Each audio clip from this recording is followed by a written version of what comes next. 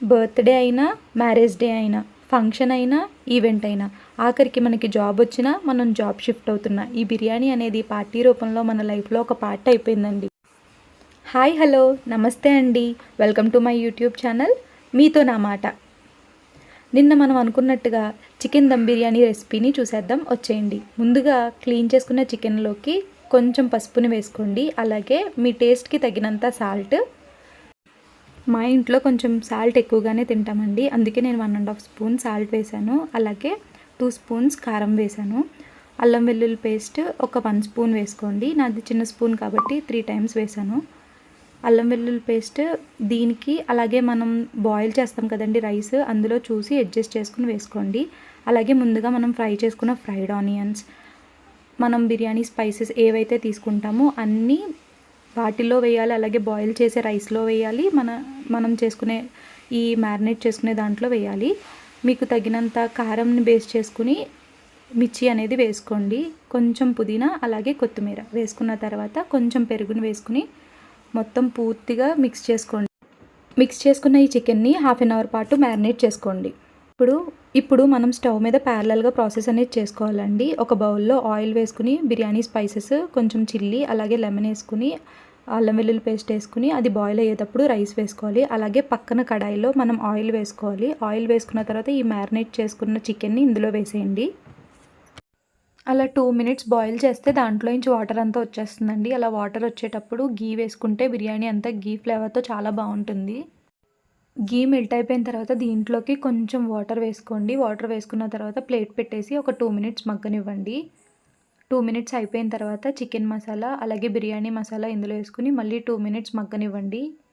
ఇది అయిపోయిందని ఎలా తెలుస్తుందంటే మనకి ఆయిల్ అనేది సపరేట్ అవుతుందండి. ఆ ఆయిల్ని మనం ఒక బౌల్లో తీసుకుని పక్కన పెట్టుకుందాం.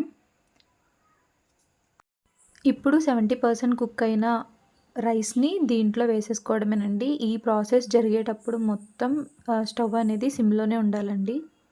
ఇలా మొత్తం బాయిల్ అయిన రైస్ అంతా లేయర్ కింద వేసేసుకోవడమే.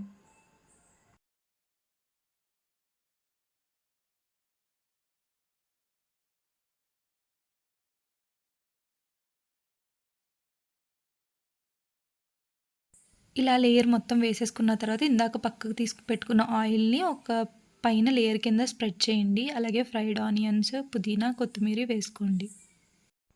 దీనిపైన ఇంకొక లేయర్ వేసుకుని కాచిన పాలల్లో కానీ లేదా పచ్చి పాలలో పసుపు వేసుకుని దీనిపైన లేయర్ కింద వేసుకోండి, కలరింగ్ కింద. దాని తర్వాత కొంచెం గీ వేసుకోండి.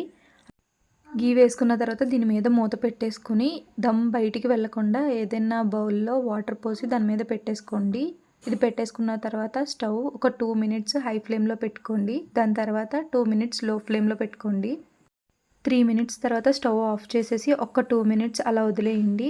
దాని తర్వాత సర్వ్ చేసుకుంటే వేడి వేడి బిర్యానీ రెడీ. కొంచెం ప్రాసెస్ లెంతీ అయినా సరే చేస్తూ ఉంటే ఇదే చాలా ఈజీ అనిపిస్తుందండి. చూసారా ఎంత బాగా అయ్యిందో. చూడడానికే కాదండి, టేస్ట్ కూడా రెస్టారెంట్ టేస్ట్కి ఏమాత్రం తీసిపోదు. మీకు అలాగే టిప్ కూడా చెప్తానన్నాను కదండి, అదేం లేదు. నార్మల్గా ఒక ఎగ్ని బాగా బీట్ చేసుకోండి. మనం బీట్ చేసుకునేప్పుడు నార్మల్ స్పూన్ కన్నా ఫోర్క్ యూస్ చేయండి, ఇంకా బాగా ప్లఫీగా వస్తుంది. అలా మనం ఎప్పుడైతే తిందామనుకుంటున్నామో ఒక 2 మినిట్స్లో తిందామనుకున్నప్పుడు ఇలా ఆమ్లెట్ కింద వేసుకుని దాంట్లో కొంచెం సాల్ట్ అలాగే కొంచెం కరివేపాకు వేసుకుని ఒక 2 మినిట్స్ ఫ్రై అవనివ్వండి. అంతే, మనం తినేటప్పుడు ఒక 2 మినిట్స్ ముందు సర్వ్ చేసుకోండి. చూసారా, వేడిగా restaurant style homemade biryani ready అయిపోయింది. మీరు చేసుకున్న తర్వాత టేస్ట్ ఎలా వచ్చిందో నాకు కమెంట్ బాక్స్లో కమెంట్ చేసేయండి. Thank you for watching. Please do subscribe.